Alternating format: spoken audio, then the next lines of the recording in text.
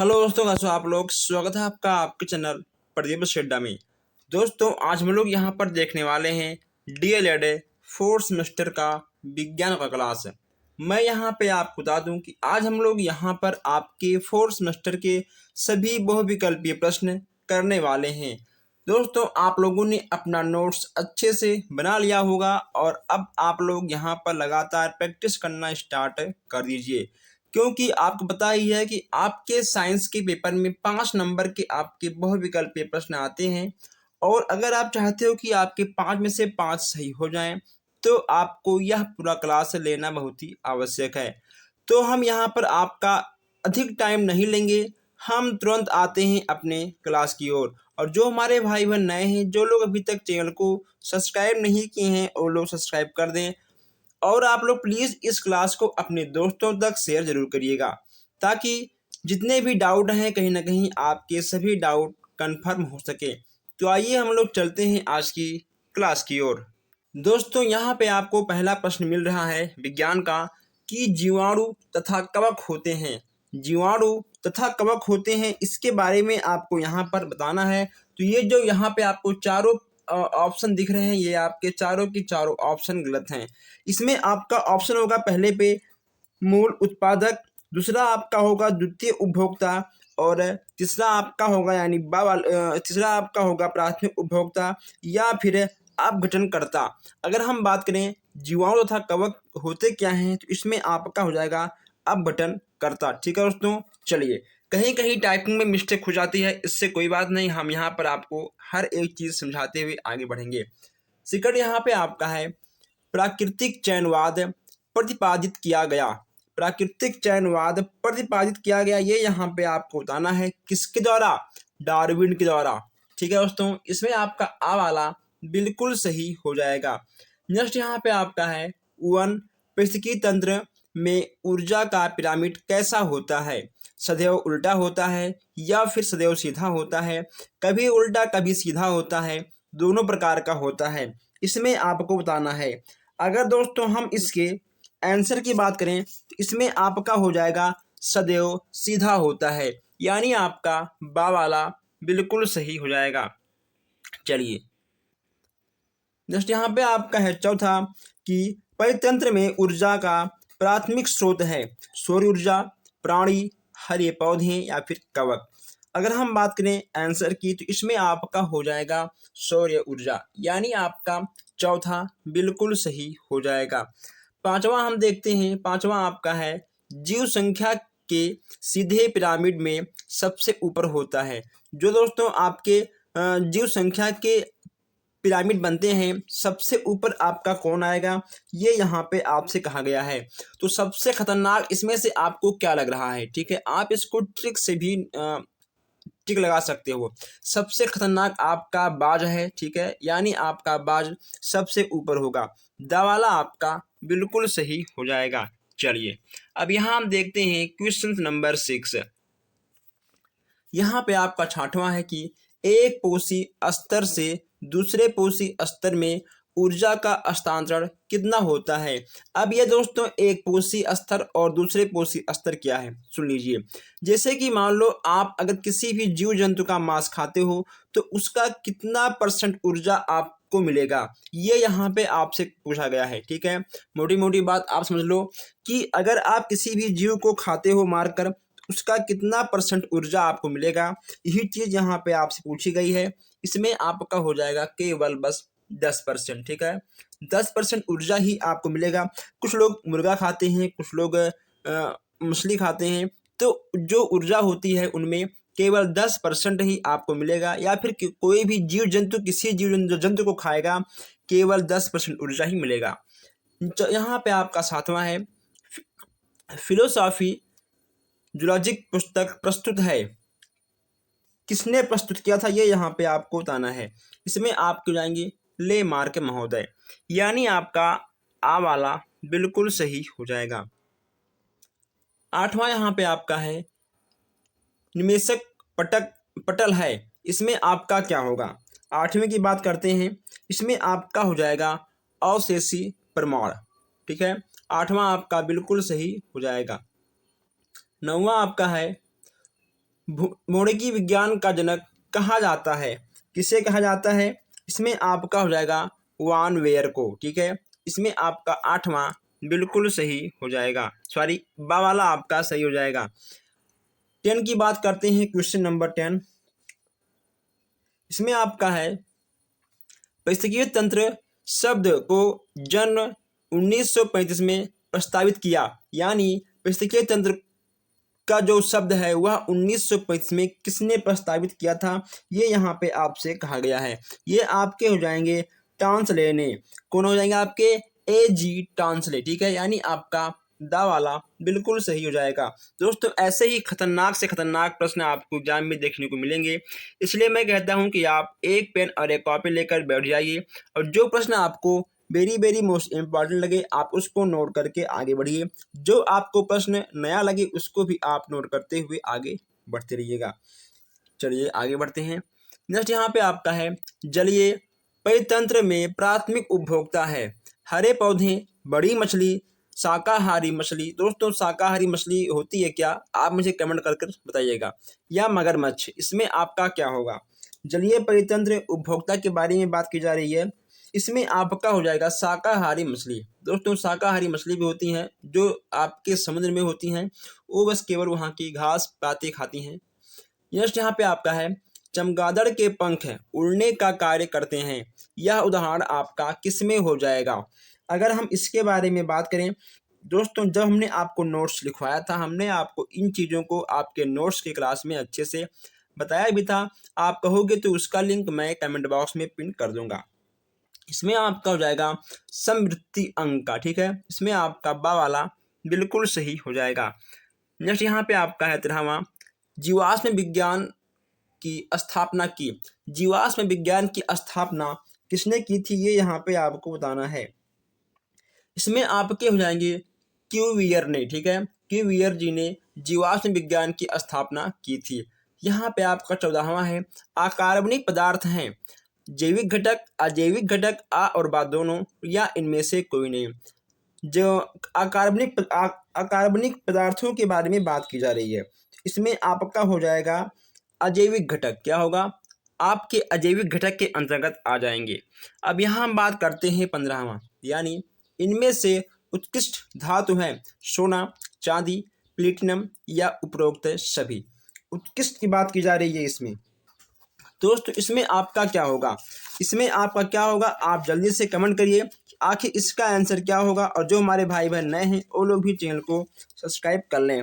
अगर हम बात करें आंसर की, इसमें आपका सोना, चांदी, प्लेटिनम यानी आपकी तीनों हो जाएंगे। इसमें आपका उपरोक्त सभी बिल्कुल सही हो जाएगा। 15वां आपका इसमें बिल्कुल सही हो जाएगा। चलिए दोस्तों आइए आगे बढ़ते हैं। नेक्स्ट यहाँ पे आपका है ड्यूरेलुमियन धातु का उपयोग किया जाता है। ड्यूरेलुमियन धातु का उपयोग किया जाता है, इसमें आपका क्या होगा? देखिए दोस्तों, वायुयान बनाने में, प्रेशर कुकर बनाने में, आ और बा दोनों या इनमें से कोई नहीं। यहाँ पे आपसे बात की जा रही है ड्यूरेलुमिन धातु। ठीक है दोस्तों, यह भी एक प्रकार का धातु होगा। इसमें आपका हो जाएगा आ और बा दोनों। इसमें आपका वायुयान और प्रेशर कुकर दोनों बनाने में काम आता है। इसमें आपका सा वाला बिल्कुल सही हो जाएगा। इनमें से कौन सा तत्व उपधातु की श्रेणी में आएगा?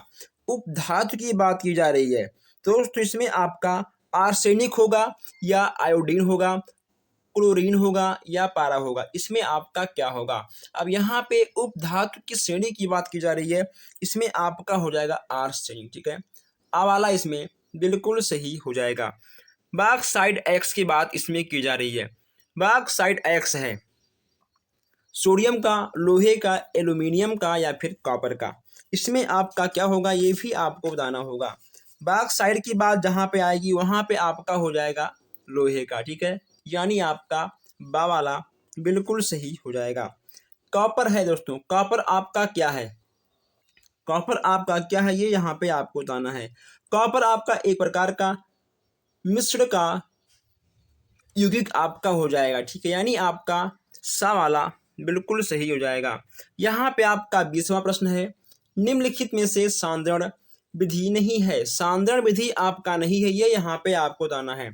फेन प्रश्न विधि, चुंबकीय पृथक्करण विधि, निस्तापन विधि या फिर गुरुत्वीय पृथक्करण विधि। इसमें आपका क्या होगा? 20वां की बात हम यहाँ पर कर रहे हैं। इसमें आपका हो जाएगा निस्तापन विधि, ठीक है, यानी आपका सा वाला बिल्कुल सही हो जाएगा। अब यहाँ हम बात करते हैं 21 की बात करते हैं। इसमें आपका होगा बॉक्साइट एक्स में लोहे तथा बालू जैसे अशुद्ध को दूर किया जाता है। बॉक्साइट की बात की जा रही है। इसमें आपका दोस्तों क्या होगा? इसमें आपका हो जाएगा बायर विधि से, ठीक है। इसमें आपका आ वाला बिल्कुल सही हो जाएगा। नेक्स्ट यहाँ पे आपका है अपचयन द्वारा धातु निष्कर्षण की विधियां होती हैं 3, 4, 2 या 5। अपचयन द्वारा धातु निष्कर्षण की कितनी विधियां होती हैं, ये यहाँ पे आपसे पूछा जा रहा है। इसमें आपके हो जाएंगे 3 प्रकार से। नोट्स में हमने आपको लिखा भी था, अगर आपने नोट्स लिखा होगा तो आपको याद होगा, या फिर आप लिंक में कमेंट करिएगा, मैं आपको नोट्स का वीडियो आपको कमेंट बॉक्स में दे दूंगा, या फिर आप हमसे व्हाट्सएप पर भी बात कर सकते हो। नेक्स्ट यहाँ पे आपका है प्रगलन विधि में धातु निष्कर्षण 2 रूपों में किया जाता है। कितने रूपों में? 2 रूपों में किया जाता है। इसमें आपका क्या होगा? इसमें आपका हो जाएगा भंजक और निस्तापन, ठीक है। भंजन और निस्तापन आपके सही हो जाएंगे। मैग्नेटाइट का सांद्रण किस विधि से करते हैं?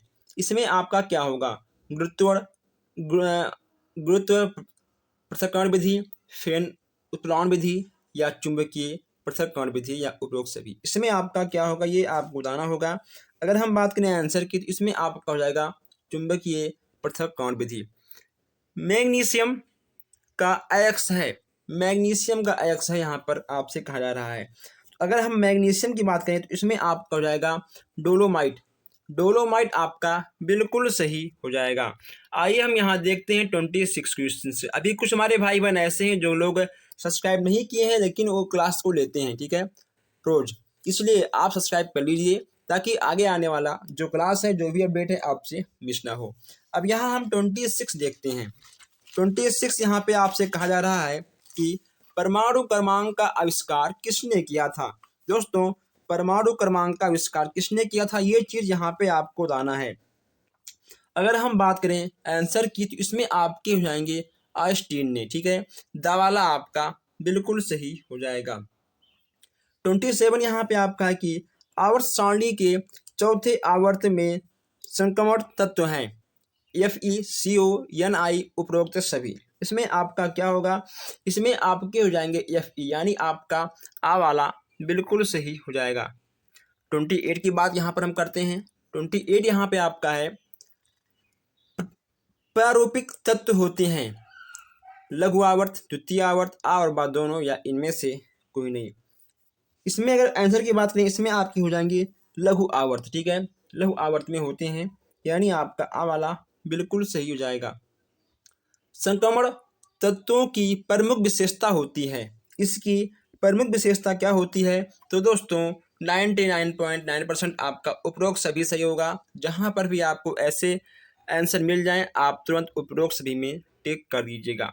नेक्स्ट यहाँ पे है आपका आवर्त सारणी में किसकी समूह में ऊपर से नीचे जाने पर, आवर्त सारणी में किसी समूह में ऊपर से नीचे जाने पर क्या होता है, आपको बताना है। ऊपर से नीचे जाने की बात यहाँ पे की जा रही है। इसमें आपका होगा धात्विकता बढ़ जाती है। क्या होता है? दावाला आपका सही होगा, धात्विकता आपकी बढ़ जाती है, ठीक है। चलिए दोस्तों आगे बढ़ते हैं। नेक्स्ट यहाँ पे आपका है 31 क्वेश्चन है। 31 की बात करें, कहा गया है कि डायनमो या जनरेटर का आविष्कार किसने किया था? दोस्तों बहुत ही अच्छा प्रश्न है। इसमें आपके दोस्तों कौन होंगे? अगर हम बात करें आंसर की, इसमें आपके हो जाएंगे माइकल फेराडे, ठीक है दोस्तों। इसमें आपको कहीं नहीं दिख रहा है, ठीक है, यानी आपका ये ऑप्शन भी गलत है। आप लिख लीजिए माइकल फेराडे ने, ठीक है। चलिए, आवेश का मात्रक क्या होता है? आवेश का मात्रक क्या होता है? एम्पियर, कूलाम प्रति सेकंड, जूल या कूलाम। अगर बात करें आंसर की, तो इसमें आपके हो जाएंगे कूलाम, ठीक है। आवेश का मात्रक आपका कूलाम होगा। दा वाला आपका बिल्कुल सही हो जाएगा। चलिए आगे बढ़ते हैं। नेक्स्ट 1 मिनट, नेक्स्ट यहाँ पे आपका है कि घरों में प्रयुक्त किए जाने वाले विद्युत प्लग का भाग है। विद्युत प्लग का भाग के बारे में बात किया जा रहा है। इसमें आपका फेस बिंदु और उदासीन बिंदु दोनों होगा, यानी आपका आ और बा बिल्कुल सही हो जाएगा। जो घरों में विद्युत प्लग हम लोग उपयोग करते हैं, यह आपका फेस बिंदु और उदासीन बिंदु दोनों के अंतर्गत आ जाता है। अब यहाँ हम देखते हैं 34 प्रश्न। कांच की छड़ को रेशम से रगड़ने पर जड़ में आवेश आ जाता है। इसमें आपका क्या होगा? कांच की छड़ में रेशम से रगड़ने पर छड़ में आवेश आ जाता है। धन आवेश, ऋण आवेश है, दोनों आवेश या इनमें से कोई नहीं आएगा। इसमें आपका होगा ऋण आवेश, ठीक है, यानी आपका बा वाला बिल्कुल सही हो जाएगा। 35 यहाँ पे आपका है चुंबकीय क्षेत्र उत्पन्न होता है। चुंबकीय क्षेत्र उत्पन्न होता है, इसकी बात यहाँ पे की जा रही है। इसमें आपका होगा दंड चुंबक एवं विद्युत धारा दोनों में, ठीक है। इसमें आपका दा वाला बिल्कुल सही हो जाएगा। अब यहाँ हम देखते हैं 36 क्वेश्चन। ओके दोस्तों, यहाँ आइए देखते हैं हम लोग 36 क्वेश्चन से। यहाँ पे आपका कुचालक पदार्थ में मुक्त इलेक्ट्रॉनों की संख्या होती है। कुचालक पदार्थ में मुक्त इलेक्ट्रॉनों की संख्या अधिक होती है, कम होती है, नहीं होती है, या उपरोक्त में से कोई नहीं। 36 की बात यहाँ पर हम कर रहे हैं। इसमें आपका होगा कम, ठीक है। कुचालक पदार्थ में मुक्त इलेक्ट्रॉनों की संख्या कम होती है। नेक्स्ट यहाँ पे आपका है 37। आपका 37 है विद्युत धारा का मापन किया जाता है आमीटर से, वोल्ट मीटर से, या फिर गैल्वेनोमीटर से, या उपरोक्त में से कोई नहीं। इसमें आपका क्या होगा? इसमें आपका हो जाएगा कि विद्युत धारा का मापन हम लोग आमीटर से करते हैं, यानी आपका आ वाला बिल्कुल सही हो जाएगा। अब यहाँ 38 की बात करते हैं हम कि प्लाज्मा। प्लाज्मा में उपस्थित कौन सा पदार्थ रक्त जमाने का कार्य करता है? प्लाज्मा की बात यहाँ पर हम कर रहे हैं दोस्तों। तो प्लाज्मा यहाँ कहा गया कि प्लाज्मा में उपस्थित कौन सा पदार्थ रक्त जमाने का कार्य करता है? इसमें आपका हो जाएगा आ वाला, ठीक है दोस्तों। इसमें आपका आ वाला बिल्कुल सही हो जाएगा। सबसे अच्छा क्वेश्चन यहाँ पे आ गया है आपका दोस्तों अब तक का। बाल के समान महीन रचनाएं कहलाती हैं? सिराएं, या फिर कोशिकाएं, धमनी, या इनमें से कोई नहीं। बाल के समान की बात यहाँ पे की जा रही है। इसमें आपके हो जाएंगे कोशिकाएं, ठीक है। जो बाल के समान महीन रचनाएं होती हैं वे आपके कोशिकाओं के अंतर्गत आ जाएंगे। रक्त का प्रमुख कार्य क्या होता है? रक्त का प्रमुख कार्य क्या होता है? तो इसमें आपका क्या होगा? मैं यहाँ पे आपको बता दूं कि रक्त के प्रमुख कार्य के बारे में। तो दोस्तों रक्त का कार्य होता है श्वसन क्रिया और भोज्य पदार्थ का वितरण, ठीक है दोस्तों। श्वसन क्रिया में और भोज्य पदार्थ का वितरण, ये दोनों कार्य आपके रक्त ही करते हैं। इस बार पता नहीं क्यों टाइपिंग में बहुत अधिक मिस्टेक हो रहा है दोस्तों। कोई बात नहीं, मैं यहाँ पे आपको समझाते हुए आगे बढ़ रहा हूँ। और यहाँ पे आपको कुछ दोस्तों वेरी मोस्ट प्रश्न हमने लिया है अलग से, ठीक है। अलग से हमने यहाँ पर आपके लिए प्रश्न लिया है। ये सब प्रश्न आपके एग्जाम में कई बार आए हुए हैं, तो इसको भी हम लोग आइए यहाँ पर देख लेते हैं। रक्त में पाए जाने वाला प्रमुख तत्व आपका क्या होता है?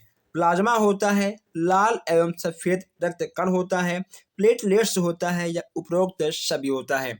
अगर हम बात करें आंसर की, इसमें आपका होगा उपरोक्त सभी। नेक्स्ट यहाँ पे आपका है कि दायनियल में अशुद्ध रुधिर निम्नलिखित अंगों में चला जाता है? फेफड़े में जाता है, हृदय में, पाचन अंग में, या फिर त्वचा में? इसमें आपका क्या होगा? इसमें आपका होगा फेफड़ा, ठीक है, यानी आपका आ वाला बिल्कुल सही हो जाएगा। नेक्स्ट यहाँ पे आपका है रुधिर का थक्का बनाने वाले रुधिर कणिका का नाम क्या होता है? अब यहाँ पर कणिकाओं के नाम के बारे में बात करें तो आपका क्या होगा? इसमें आपका हो जाएगा प्लेटलेट्स, यानी आपका बा वाला बिल्कुल सही हो जाएगा। हम इन सारे क्वेश्चंस को अलग से उठाए हैं ताकि कोई भी क्वेश्चंस आपसे मिस ना हो। नेक्स्ट यहाँ पे आपका है कि रुधिर के तरल भाग को कहते हैं, क्या कहते हैं? प्लाज्मा कहते हैं, या फिर लाल रक्त कण कहते हैं, सफेद रक्त कण कहते हैं, या प्लेटलेट्स कहते हैं?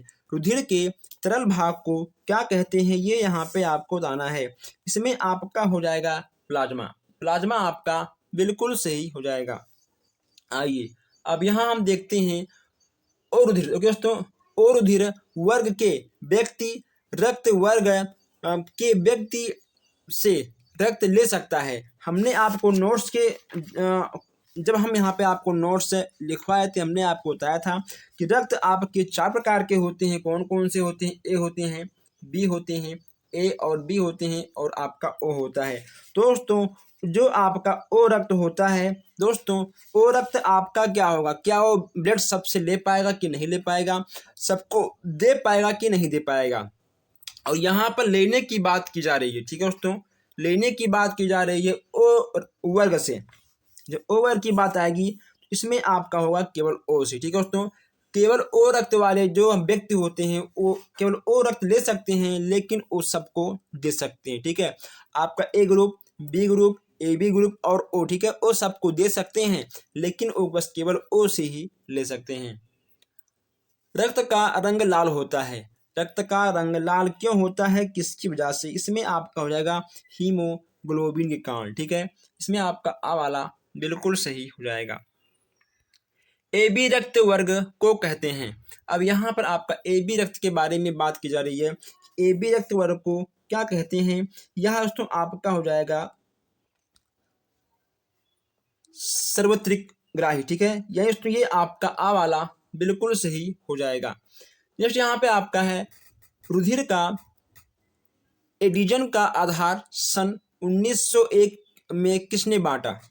दोस्तों आपका रक्त है उसको अलग अलग भागों में किसने अलग किया था? यानी A group, B group, A B group और ओ, किसने अलग किया था? इसमें आपको जाएंगे स्टीनर ने, ठीक है। इसमें आपके बा वाले बिल्कुल सही हो जाएंगे। अब यहाँ पर हम बात करते हैं रुधिर ए बी में पाए जाने वाले परिजन, ठीक है। परिजन ए बी या इनमें से कोई नहीं। इसमें आपका हो जाएगा ए बी, ठीक है। ए बी आपका बिल्कुल सही हो जाएगा। रक्ताकल्पता रोग का प्रमुख कारण क्या होता है? इसमें आपका क्या होगा? अगर हम बात करें इस बीमारी के बारे में तो इसमें आपका हीमोग्लोबिन की कमी हो जाती है। उसके बाद यहाँ पे आपका है थैलेसीमिया रोग होता है। थैलेसीमिया रोग आपका क्या होता है? संक्रामक होता है या अनुवांशिक होता है? आ और बा दोनों होता है या इनमें से कोई नहीं? अगर हम बात करें थैलेसीमिया के बारे में तो यह आपका हो जाएगा अनुवांशिक रोग, ठीक है। यह आपका एक प्रकार का अनुवांशिक रोग के अंतर्गत आएगा। दोस्तों प्लीज़ आप लोग वीडियो को शेयर कर दीजिएगा, और अगर आपको कोई भी प्रश्न समझ में ना आए तो आप बेहिचक मुझे कमेंट बॉक्स में हमसे पूछ सकते हैं। 51 यहाँ पे आपका है कि एड्स से फैलने का क्या कारण होता है? असुरक्षित यौन संपर्क में आने से, असुरक्षित रक्त या रक्त उत्पादक से, संक्रमित सुई या सिरिंज का उपयोग से, या उपरोक्त सभी। अगर हम बात करें आंसर की तो दोस्तों एड्स को फैलने का सबसे अधिक चांस होता है असुरक्षित यौन संपर्क से, ठीक है दोस्तों। किसी से भी कभी भी असुरक्षित तरीकों से यौन संपर्क में नहीं आना चाहिए, ठीक है दोस्तों। जब भी आप ऐसा कुछ करो तो हर चीज़ की सावधानियों को पहनकर तभी कुछ करो।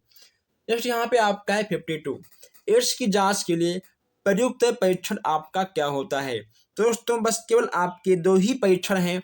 एक है आपका अलीसा परीक्षण, ठीक है, और दूसरा आपका है एडीज परीक्षण। सबसे पहले आपका अलीसा परीक्षण ही कराया जाएगा, यानी आपका हो जाएगा आ और बा, ठीक है, दोनों।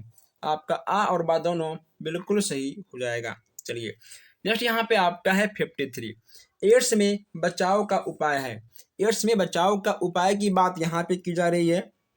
इसमें आपका क्या होगा? दोस्तों एड्स के बचाव के उपाय की बात कर रहे हैं। इसमें आपका जीवन साथी के प्रति विश्वसनीयता होना चाहिए, ठीक है, वह किसी और से संबंध ना बनाए। और दोस्तों कहीं ना कहीं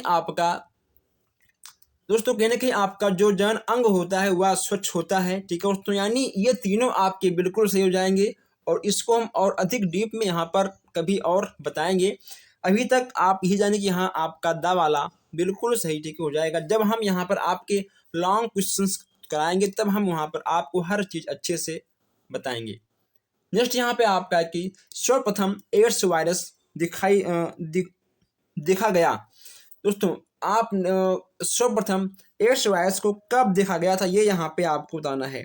इसमें आपका हो जाएगा 1981। कब होगा? 1981 को सर्वप्रथम एड्स के वायरस को देखा गया था। नेक्स्ट यहाँ पे आपका है कि एड्स के उपचार का प्रमुख दवा क्या है। एड्स के उपचार के प्रमुख दवा के बारे में यहाँ पे आपसे पूछा गया है दोस्तों। इसमें आपका बा वाला बिल्कुल सही हो जाएगा। इन सब चीज़ों को आपको नोट करना है और आपको आगे बढ़ते रहना है।